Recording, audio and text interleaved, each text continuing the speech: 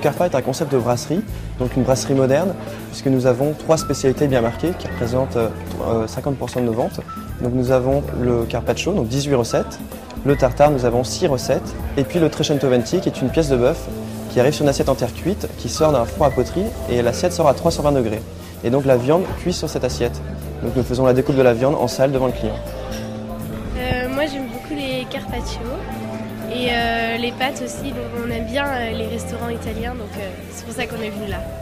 Donc j'ai eu l'idée de ce plat, le trecento venti, que j'ai découvert dans un petit restaurant en Espagne. Le propriétaire justement partait à la retraite et m'a raconté l'histoire de son arrière-grand-père qui faisait ça dans son petit village natal d'Italie. Et en fait, chaque villageois, le dimanche, apportait son assiette en terre cuite dans le four à pain du village et la déposait toute la matinée.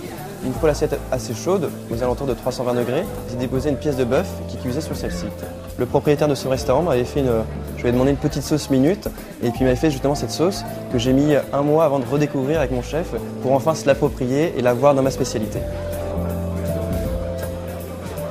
Donc pour la décoration, j'ai voulu faire un endroit chaleureux avec des couleurs chaudes et en même temps garder le côté contemporain.